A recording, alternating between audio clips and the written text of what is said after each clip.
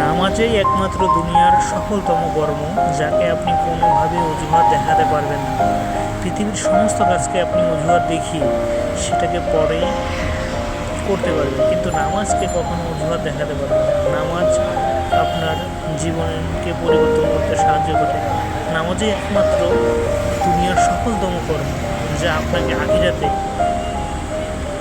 উত্তম মর্যাদা